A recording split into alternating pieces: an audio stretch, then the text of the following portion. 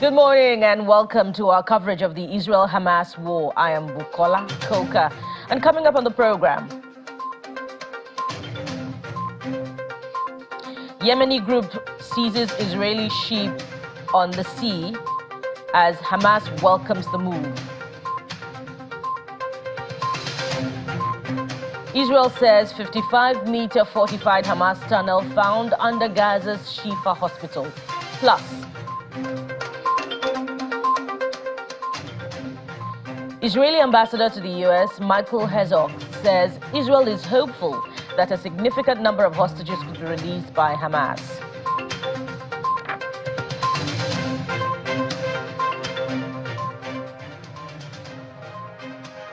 Welcome to the program. Gaza's city's Al-Shifa hospital is said to have been partially evacuated on Sunday following Israeli occupation of the area. One of the doctors at the facility, Dr. Hamed El-Mukatalati, said the Israeli forces on Saturday told hospital officials they had around 2 hours to evacuate the hospital. According to him, 29 premature babies at the facility were also evacuated, while 10 had died. However, the number differs from what Gaza's health ministry said, that 31 premature babies were evacuated from Al-Shifa in a joint operation by the United Nations and Palestinian Red Crescent and will be taking over the southern Rafah border crossing to Egypt. Mohalatati adds that there are 282 patients still residing at the hospital and over a dozen doctors and nurses still stationed there. In the morning, they called one of the admin of the hospital, and they asked that you have to evacuate the hospital forcefully within a few hours. And they called us at 6 o'clock, and they said you have to start evacuating by 9 o'clock, and you have only 2 hours to evacuate. Half of the patients who were able to walk have moved out of the hospital. The civilians, almost all of them, moved out of the hospital, and a lot of, or most of the medical staff have left the hospital. Unfortunately, we were left with only around 15 to 20, around 20 medical staff between nurses and doctors. Then the UN forces with the WHO has hit the hospital around 1 o'clock in the afternoon. The guys were really good, were understanding what's happening, but they said it's a really complex situation. It's not an easy way to get in. The whole roads were damaged. There is no plain road to get into the hospital. The building we are in has no water supply at all. The other building has intermittent water supply based on the permission they are giving to our engineers to go and try to fix something. So again, it's a really difficult time here. They are putting more and more pressure on the medical staff here, and they are not respecting us being medical professionals, treating the patient and just staying here for the patient's area. In the meantime, a team led by the World Health Organization, WHO, that visited Al-Shifa, Gaza's biggest hospital, has described it as a death zone days after Israeli forces seized the premises to root out an alleged Hamas command center underneath it. Two still images released by the WHO via X on November the 19th showed UN workers speaking to the medical staff as they assessed the situation. The WHO team reported signs of gunfire and shelling and a mass grave at Al-Shifa's entrance and said it was making plans for the immediate evacuation of 291 remaining patients, including the war wounded and 25 staff. But we will try our absolute best. As healthcare professionals, I am absolutely humbled by the work of you and your teams, the heroic efforts that you've made. I mean, I have no words. The organisation I represent are immensely proud to call ourselves healthcare professionals, to look at the work that you've done, to look at the work that you continue to do, under the conditions that you continue to deliver the best possible care for your patients and their families, is nothing short of heroic.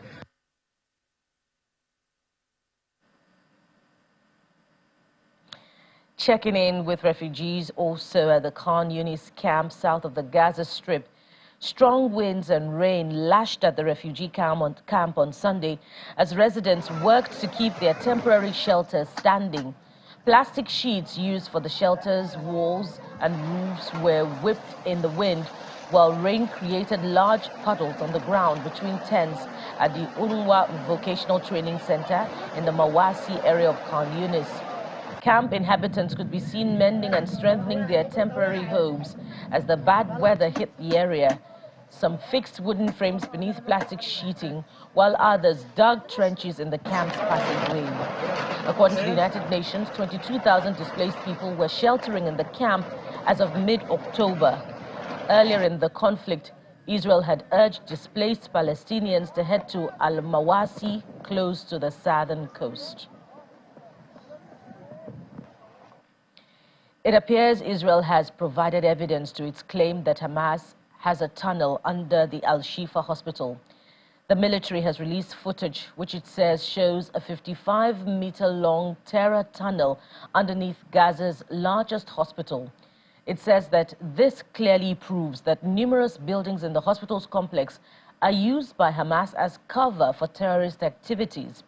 However, the allegations have repeatedly been denied by Hamas and also hospital staff. In the video, Israel described a tunnel dug by Palestinian militants under the medical facility, a focus of its search and destroy missions against Hamas in a war now in its 7th week. While acknowledging that it has a network of hundreds of kilometers of secret tunnels, bunkers and access shafts throughout the Palestinian enclave, Hamas has denied that these are located in civilian infrastructure like hospitals. In an update on operations in Gaza City's Al-Shifa hospital, the Israeli military said its engineers had uncovered a tunnel 10 meters deep and running 55 meters to a blast-proof door.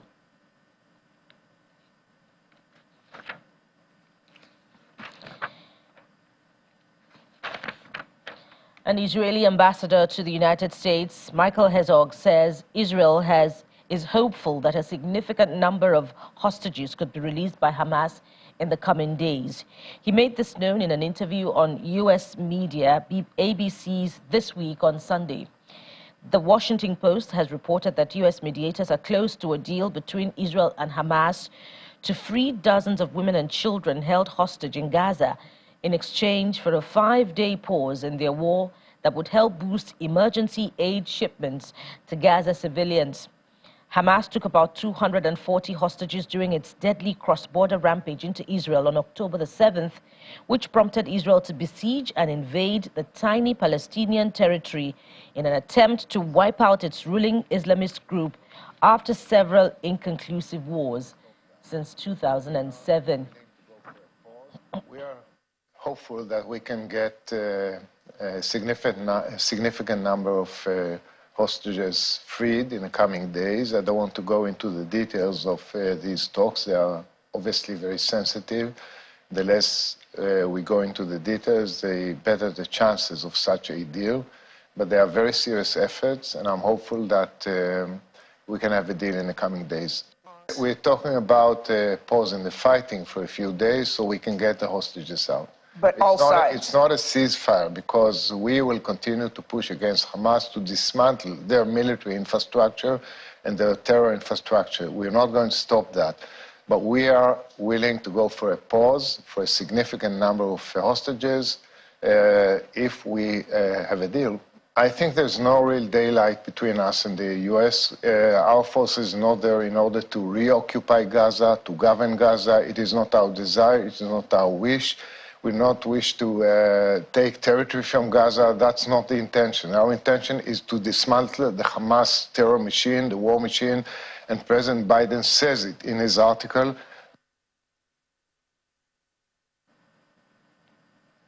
The Israeli army has released yet another video showing security camera footage of what they say were the Islamic militant Hamas bringing in hostages from Israel into the Shifa hospital on the day of the October 7 attack. The video, aired by Chief Spokesperson Rear Admiral Daniel Hagari, appeared to show a group of men frog marching an individual into a hospital to the surprise of medical staff. A second clip showed an injured man on a gurney Another man nearby in civilian clothes had an assault rifle. According to the Israeli Defense Forces spokesman Daniel Hagari, during a televised address on Sunday night, additional bodies that were taken from the Shifa hospital were one that had one Nepali. Hamas has not commented on Hagari's statements.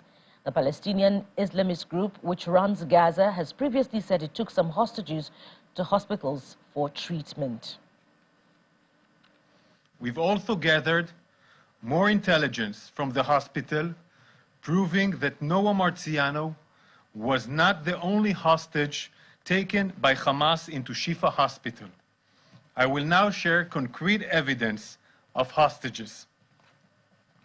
One from Nepal, one from Thailand, taken from Israel during the Hamas massacre on October 7th. The world must remember, Hamas is holding the elderly, men, women, children, babies, hostage. The Israel Defense Forces has a moral obligation to bring every one of our hostages home. We will not rest until we do. Hamas was hiding and murdering our hostages in Shifa Hospital. Hamas was building terror tunnels underneath Shifa Hospital. By now, the truth is clear. Hamas wages war from hospitals, wages terror from hospitals.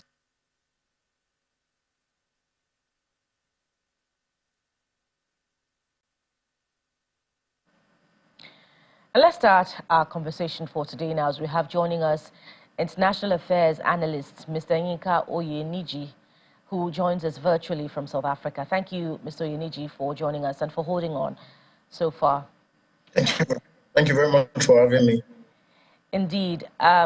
Israel has now presented evidence which has been confirmed by the international media, which initially held what was released by the IDF earlier on last week with skepticism. But the CNN has now gained access to that tunnel, to that basement at the Al-Shifa hospital, which leads into a space for hiding of weapons by Hamas. First of all, why would a hospital basement be hiding weapons? And contrary to denial by even hospital staff, what do we make of this denial by hospital staff and by Hamas itself that all of the evidence presented by the IDF in the past week were false? What do we make of their consistent denials? Well, I'll try to start by analyzing the circumstances themselves, and hopefully we'll take it from there. It's not only mind-boggling, it's mentally draining. So first of all, it's logical for those with who perpetrate criminal activities, including terrorism, to look for soft targets. So they take the vulnerable, they visit harm and terror on those who are defenseless. That's what we see everywhere. Those who also perpetrate acts of terrorism do so, okay, taking vulnerable targets, and that's what we have seen. In the days of Osama bin Laden, it was not unusual for him to be surrounded by women and children. They take human shields of women and children, their wives, and it becomes very impossible to be able to attack them, or to be able to arrest them, or to be able to visit force on them.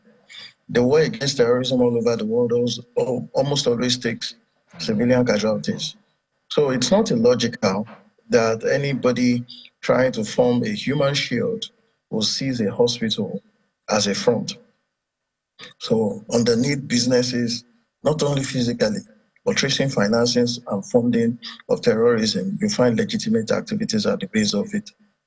It becomes woven into the fabric of society, so much so that it's difficult to be able to glean or to separate carefully without expanding the casualty net, if you like. So it's not unusual that you will find laboratories, hospitals, even places of worship become the epicenter of organizing terrorism activities. That's exactly what we have seen at this moment. And then, of course, why would the Hamas do this? It's because it's some sort of protective shield, smokescreen, red herring, so that we cannot specifically trace where they organize their activities and where they keep hostages. It is also not unusual because when they require treatment for their hostages, they don't go far. When they require treatment for themselves, they don't go far. Now, what is most mind-boggling in all of this scenario is the fact that there are people who ordinarily should be humane, who should undertake humanitarian activities, who have been drawn, and not ignorantly, into these acts of crime and terrorism. Medical doctors, nurses who are in denial because somehow they believe that what they are doing is legitimate. I've seen children being groomed into what the Hamas are doing at the moment, even outside of Gaza. I've seen children waving flags before now. I've seen children waving flags even in the midst of this protest. I've seen people waving flags in their cars with my own eyes. And I shudder because it means that this hate is not going to end with this generation. It's already expanding and it's been transferred to the generation after us. And that is why it is mind-boggling that they will still argue and deny, because this is only the first of many discoveries that were made. Hamas were tricked into organizing the attacks, but the impact of it will be for a very long time. So much to unpack there. Speaking of the hospital itself and the staff, let's begin to look at the implications of what has been discovered. Surely the hospital should have lost its immunity under the principles of international warfare. And if the hospital staff, according to what we see in that video, are complicit in the war perpetrated by Hamas, should they begin to be debriefed about what they know and how Hamas gains access into the hospital to hide weapons and hostages? I can tell you that once we have a full-scale war, as is ongoing in Russia versus Ukraine and even Israel at the moment, several laws are suspended. Okay, so then we go back to the table and start looking at even rules of engagement are amended on the go. So the question is at this moment, how useful does the hospital remain as a hospital if we don't yet have alternative facilities to be able to treat patients, the injured, and those, imagine if we are pregnant women about to give birth, and that's the only hospital available. We shut down this hospital on account of the fact that it's become embroiled in some criminal or terrorism activities. Those are questions to answer, but we have to place a humanitarian face to it. In the absence of any other alternative at this moment, the hospital will keep running. The only thing will be that it will now become a focus for security agencies. So it won't be surprising to see soldiers on guard in the hospitals henceforth. It won't be surprising to see Israeli soldiers, and hopefully that NATO and United Nations can play a more significant role trying to secure these places and trying to legitimize what the hospital has been doing before now. So even though the hospital has come into focus for investigation, we can't stop the hospital from saving lives. Surely that will be a difficult task. But, you know, over time, I've asked this before, and it seems that the question can't be asked enough. Over time, the international media views with skepticism figures, data put out by the Israeli Defense Forces about its style of prosecution of this war. But then when the Palestinian Health Ministry releases figures about the death toll as a result of the war, it's taking wholesale. Should that be? Well, again, we must understand something. My personal opinion is that even though Israel has, there are at least two legitimacies that Israel is floating at this time. Number one is to protect its own integrity, and then also trying to exercise its right to reprisal attacks. And second is to try to get hostages released. Now, on the strength of these two legitimacies, as Israel has painted the picture, it won't stop.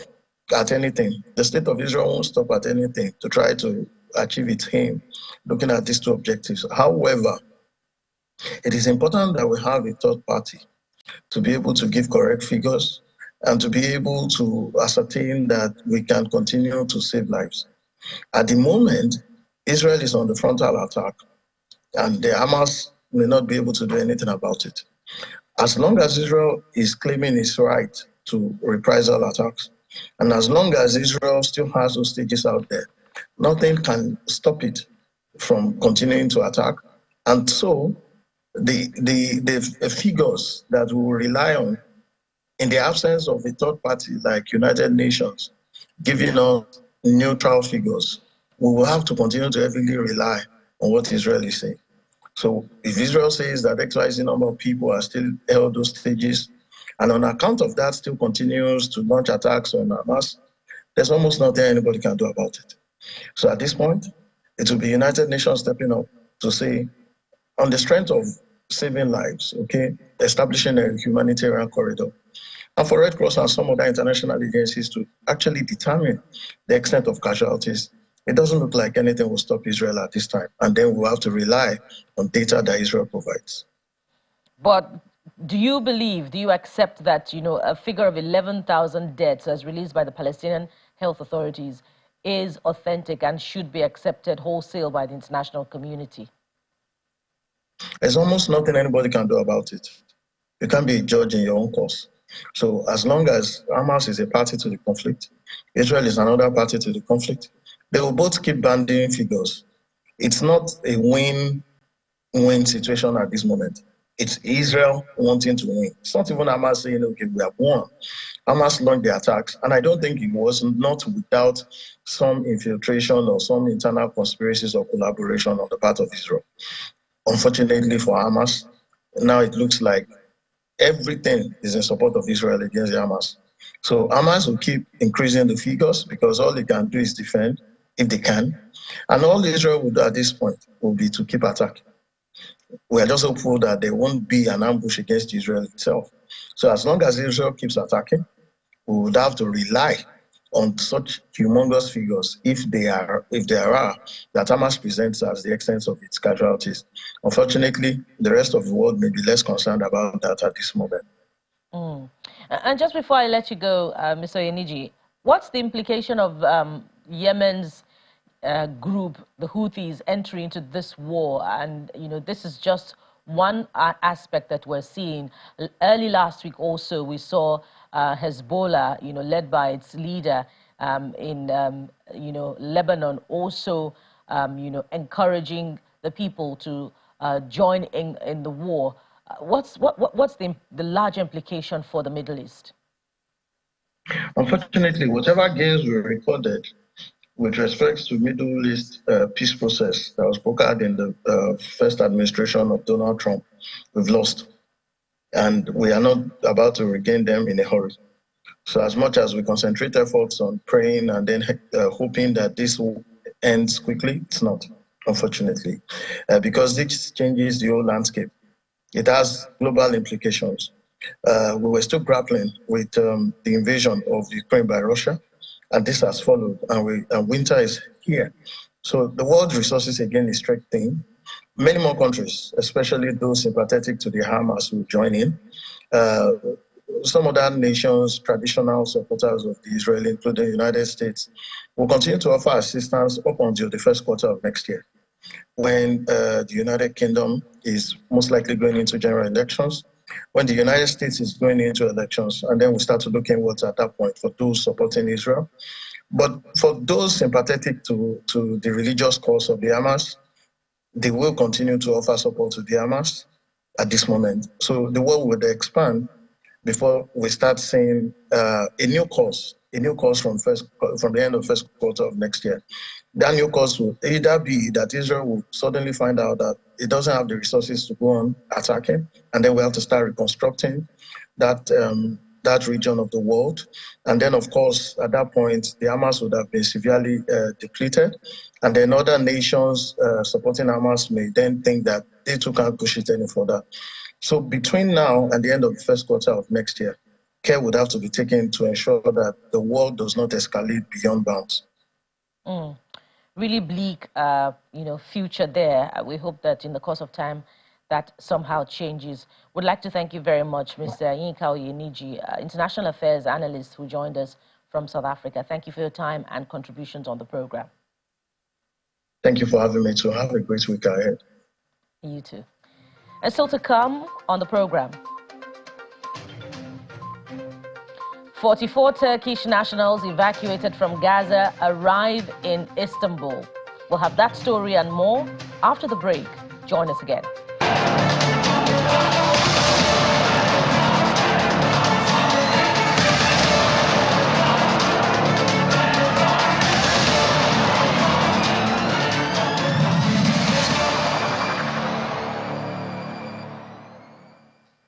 Welcome back.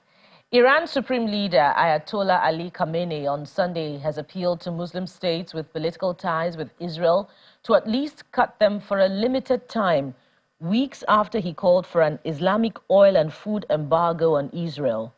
During a joint summit between members of the Organization for Islamic Cooperation and the Arab League in Saudi Arab's capital on November the 11th, Muslim states did not agree to impose wide-ranging sanctions on Israel as requested by Iran's President Ibrahim Raisi. Khamenei made his latest comments while attending an exhibition showcasing the latest achievements of the Islamic Revolutionary Guard Corps Aerospace Force, including the Fatah-2, a new version of what is said to be Iran's first hypersonic missile.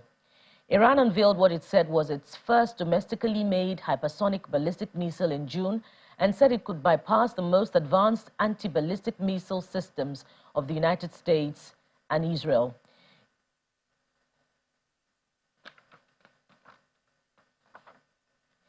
Israel says Yemen's Houthis have seized a British-owned and Japanese-operated cargo ship in the southern Red Sea, describing the incident as an Iranian act of terrorism with consequences for international maritime security. The Houthis said they had seized a ship in that area, but described it as Israeli, adding that they are treating the ship's crew in accordance with Islamic principles and values. The ship's name, Galaxy Leader, was confirmed by the Japanese government. Vessel information available from ship tracking company Marine Traffic shows the ship is the only one that has the name Galaxy Leader. Marine Traffic reported that the vessel was last seen at the Red Sea on Saturday, November 18. The Houthis, an ally of Tehran, have been launching long-range missile and drone salvos at Israel in solidarity with the Palestinian Hamas militants fighting in the Gaza Strip.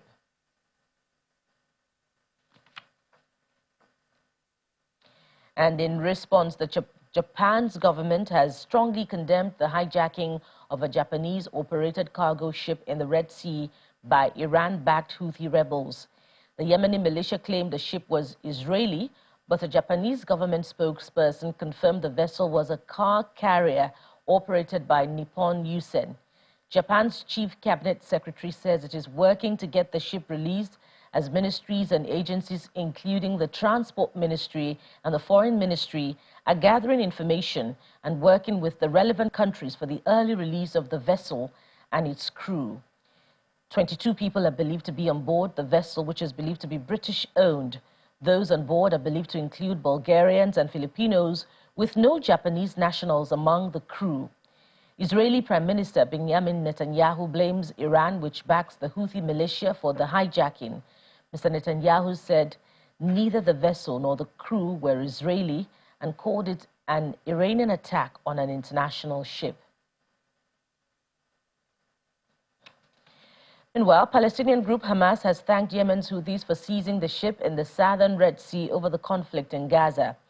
Hamas representative Osama Hamdan told a briefing in Beirut that this is a welcome step from the Yemeni forces. The Houthis have been launching long-range missile and drone salvos at Israel in solidarity with Hamas. Last week, the Houthi leader said his forces would make further attacks on Israel and they could target Israeli ships in the Red Sea and the Bab al-Mandeb Strait.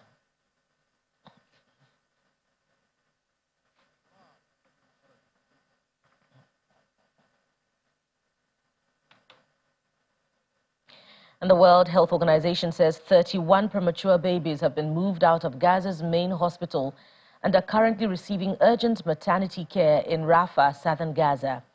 Director General of the health agency, Tedros Ghebreyesus, expressed his admiration for health workers in Gaza, saying he and others are humbled by their heroic work.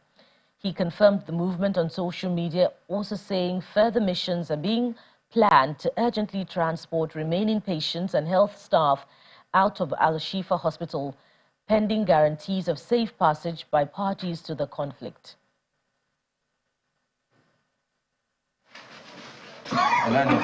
Premature babies which had been left behind when Gaza's Al-Shifa hospital was evacuated are being treated at a unit in Rafah. A joint operation by the UN and Palestinian Red Crescent moved 31 babies in incubators to Rafah, near the border crossing into Egypt. The Director General of Hospitals for the Palestinian Health Ministry, Dr. Mohammed Zakut, said they would be stabilized in Rafah before being taken to hospitals in Egypt. Egyptian officials had earlier reported premature babies from Shifa Hospital were being transported across the border, but later updated the information that the operation to transport the babies had been delayed. In another development, Palestinians displaced by the Israel-Hamas war and living in tents in Khan Yunis are facing the deluge of winter winds and rain. The population has been on the move since the start of the war, sheltering in hospitals or walking from the north to the south, and in some cases back again. The Israeli bombardment has flattened swathes of northern Gaza, while some 2/3 of the enclave's population of 2.3 million people have been displaced to the south. Meanwhile, Hamas has released a video of its fighters in action near the Rantisi Pediatric Hospital, with Israeli tanks parked nearby. While the location of the video can be verified, the date the video was recorded was not. More and more countries continue to evacuate their citizens from Gaza. On Sunday, 44 Turkish nationals who were evacuated from Gaza through the Rafah border gate arrived in Istanbul via flight from cargo. Turkish Foreign Ministry authorities say they are working to evacuate 100 more Turks from Gaza if conditions allow. 26 cancer patients and 1 child awaiting bone marrow transplant, as well as 13 people who were accompanying them, were evacuated from Gaza and brought to Turkey earlier this week.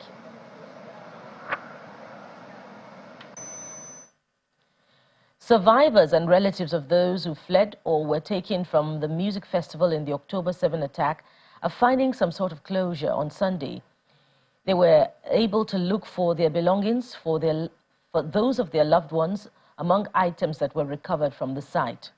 Rows of sunglasses, spectacles, toys, clothes and shoes spread out in boxes and along the floor at a healing center in Caesarea near Tel Aviv. Days ago, the belongings of the victims of the Nova victims were brought to the Kochav Hayam Healing Center so that the families of the people who were killed can visit and collect the belongings of their loved ones, and survivors come and look for the things they left behind as they fled from the attack.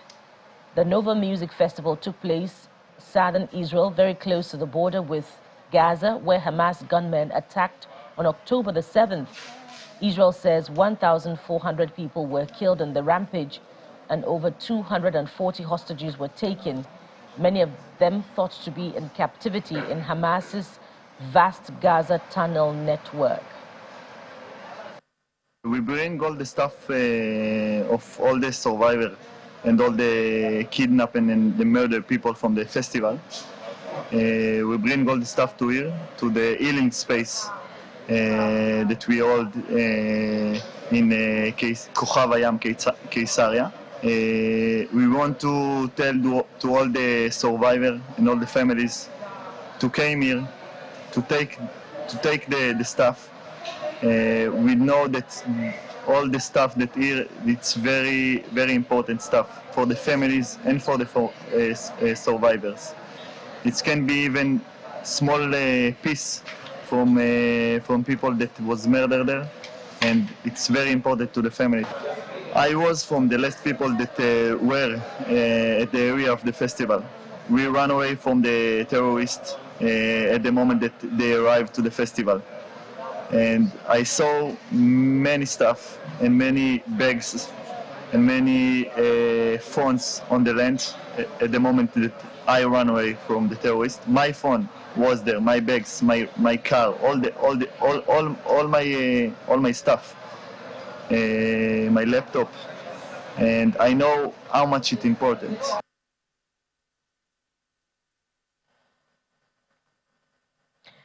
Rather sad one there. Let's now continue our conversation as we speak with Dr. Kunle Olawumi.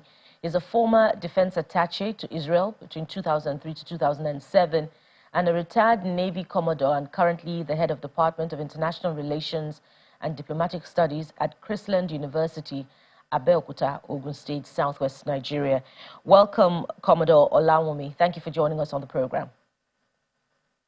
Yeah, thank you very much for having me. I've been having issue with network here, but I can hear you clearly. Indeed, we can hear you clearly on this side of the divide as well.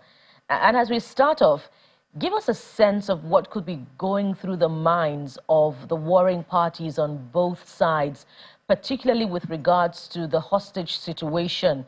Over the past week, we heard that two hostages, the corpses of two hostages were found, and Hamas is offering the release of 70 out of 240 in exchange for a 5-day ceasefire.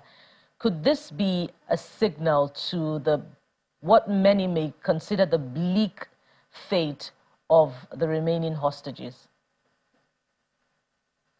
Yeah, thank you very much for the question.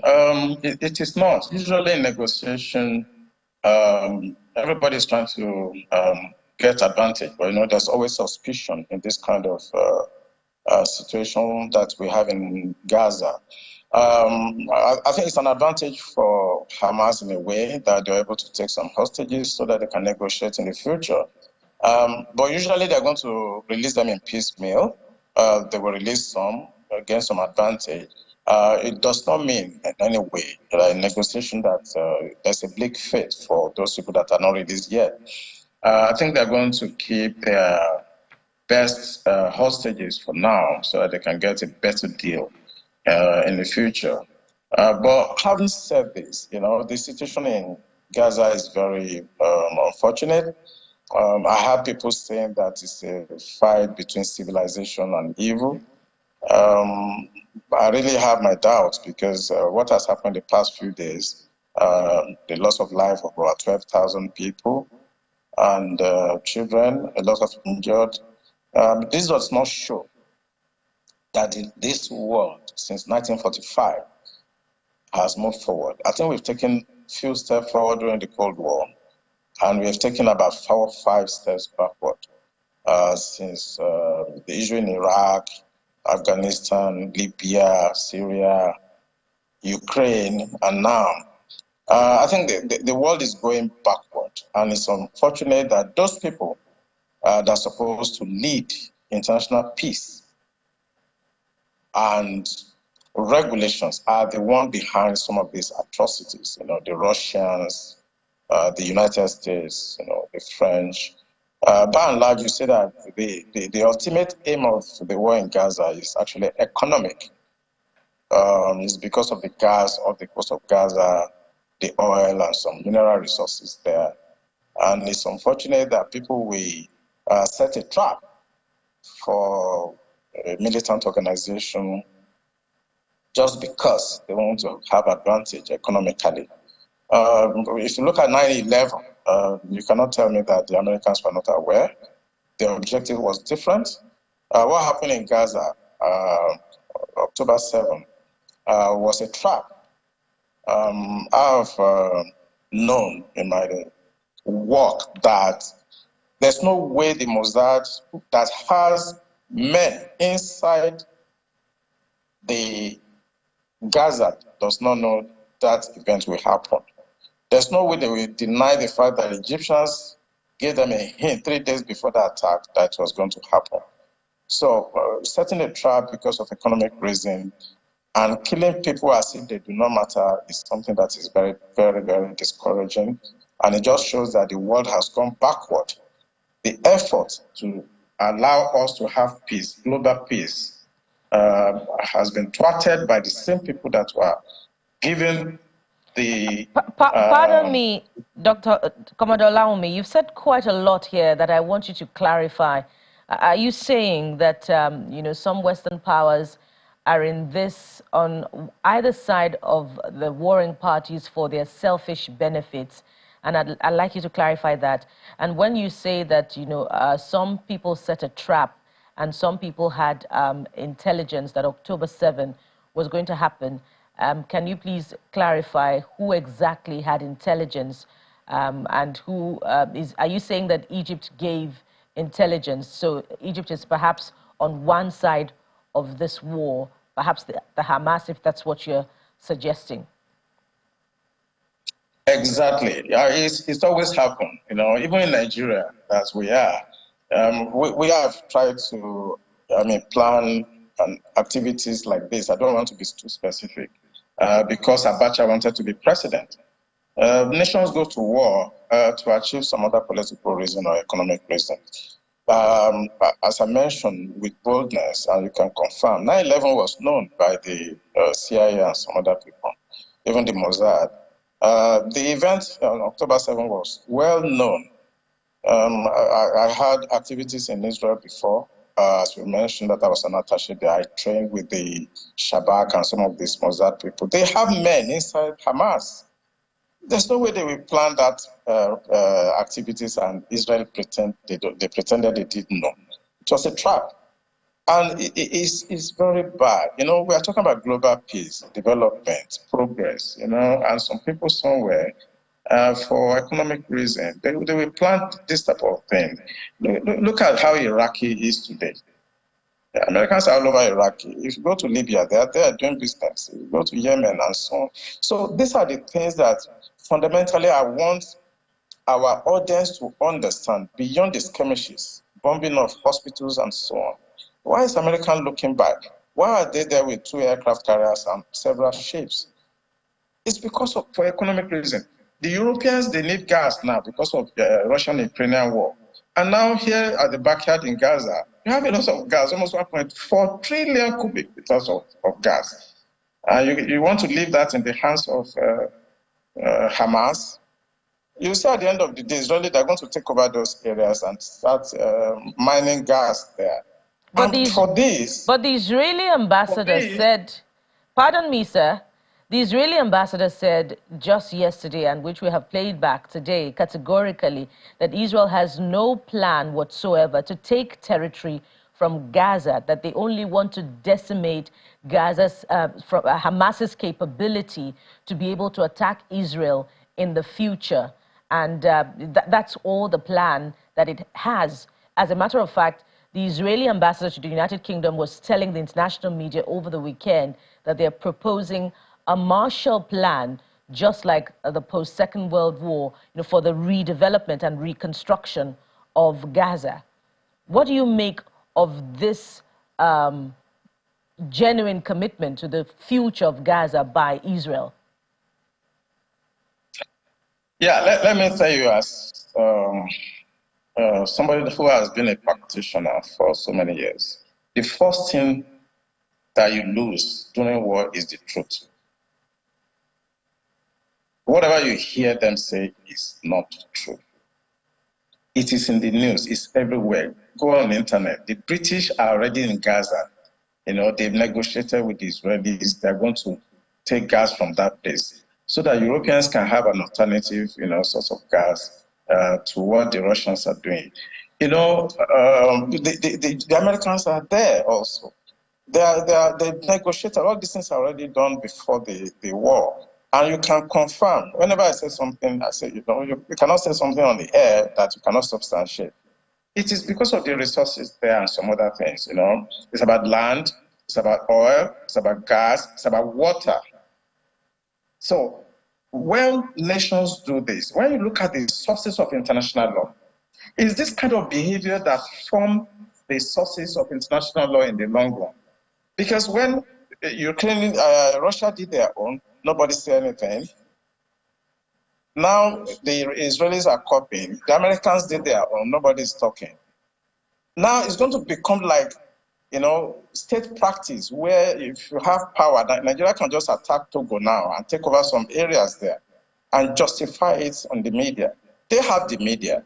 Most of these things I'm saying, you will see that most of the medias will not carry them. But in another 4 or 5 years, it will become clear to all my audience that the main reason why this war is going on is for 3 reasons: land, gas, oil, and water. And for this, you will kill 12,000 people and keep on telling lies and bringing up narratives, propaganda, deception, and everything. And all of us will come on air and start justifying, oh, why should they bomb hospital? I mean, the Geneva Conventions, the laws are there. International Criminal Court is there. But it's not going to function in this case. If Nigeria attacked Togo today and do half of what the atrocity committed by the Israelis, by now we'll be International Criminal Court. We have to do a global reset. The people and the P5, that's the United States, Russia, France, Britain, the P5 have become highly irresponsible. And they have jeopardized the peace of the globe. And this was the main reason why they were set up in 1945. And now they've turned around 360 degrees and turned this world into a primitive level that I've not seen before. I don't think it was this bad in 1945, First World War, where, I mean, there was no impunity. You have bipolarism and so on. Now you have a unipolar world, and there's a lot of skirmishes for resources all over the world. And people, children, women, do not matter. And if I may come in there,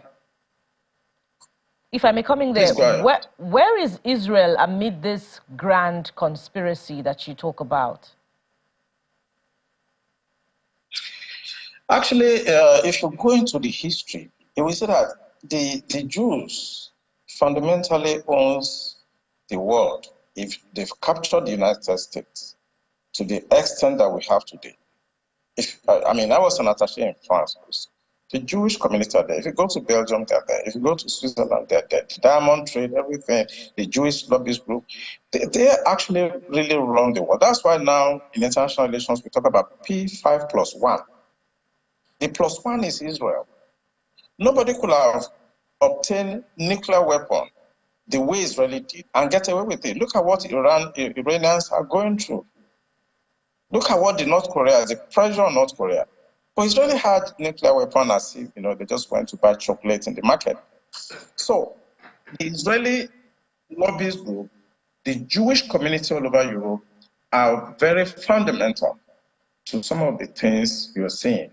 The Sikorsky, the Lockheed Martins, all the major weapon producing companies in the United States have a lot of Jewish imports. And you can also investigate this. And if you are a baker, I would like to quote a philosopher, an economic philosopher, Adam Smith. He said, it is not for the benevolence of the baker that we have bread on our breakfast table. It's not because the baker is very benevolent. That's why every day you go and buy bread in the market.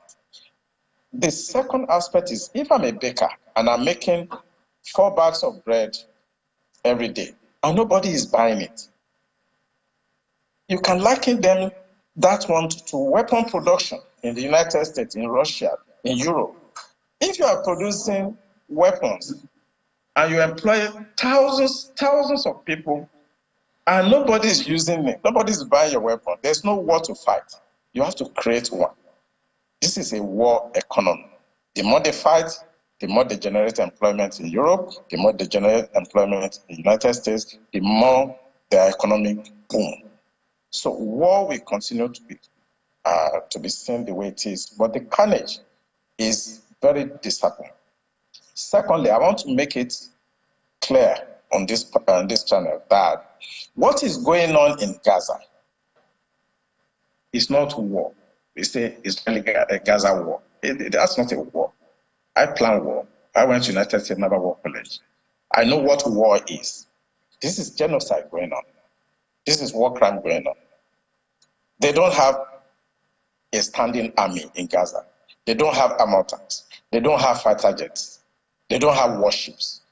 And you say you are fighting a war with Hamas that just have AK-47. And look at the amount of tons, the tonnage of bombs that has been dropped in the past few days. This is not war. This is genocide. And when history, because I lecture students here, when history will be written, people will recall to some of these statements well, that what Israelis we could expand that a little further to also talk about other weapons that have been discovered in Hamas tunnels, which seem to be a bit more sophisticated than AK-47 rifles. But we'll have to continue with this conversation perhaps in subsequent editions of the program. That's all we have time for, Commodore Kunle Olawumi. Thank you so much for your time and contributions on the program. Thank you so much. It's a pleasure having you. Thank you. And still to come,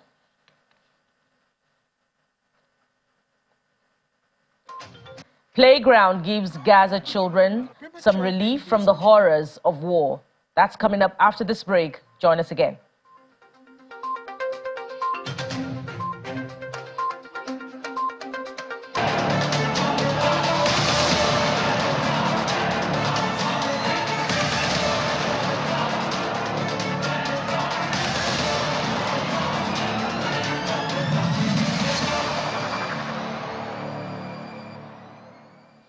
Welcome back.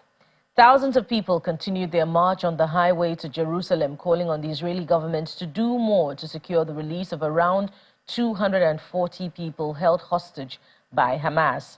Relatives and supporters of the hostages have been marching from Tel Aviv to Jerusalem and camped overnight just outside Jerusalem before the fifth and final day of their walk towards Israeli Prime Minister Benjamin Netanyahu's office on Saturday. Holding pictures of the hostages and missing relatives, the demonstrators waved Israeli flags and chanted, "We won't give up. We demand the hostages' release." We are marching today. It's the fifth day, the last day of this march. We will enter today to Jerusalem, all the way to the Prime Minister's office.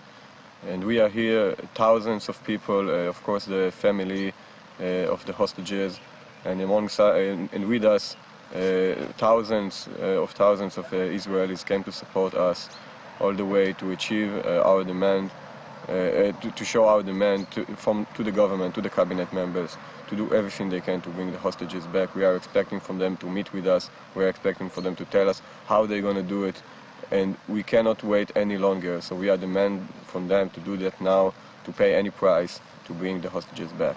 Today is my husband's birthday. He is 63, and his mother, Yafa Adar, is kidnapped. She is 85 years old, and we are not with her, and we are marching.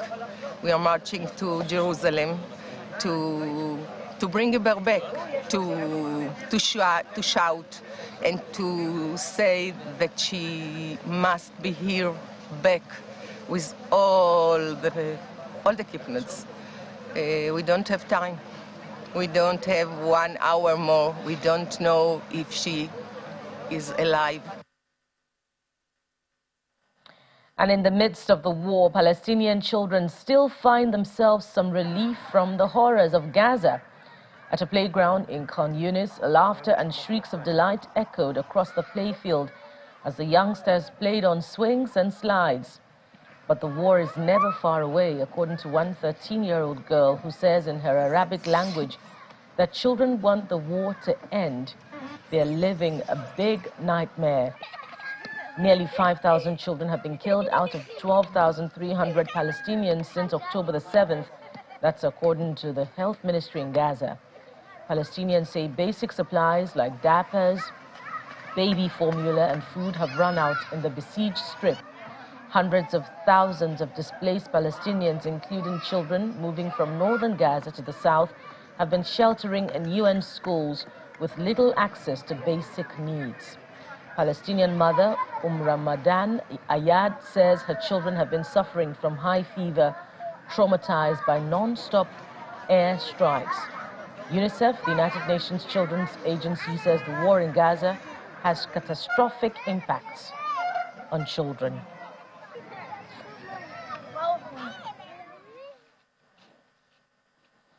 And while we remember to spare a little thought for those little ones during the week, we end the program today. Thank you so much for watching. Join us again same time tomorrow when we'll bring you another edition of our coverage on Israel-Hamas war. I am Bukola Koka. Bye for now.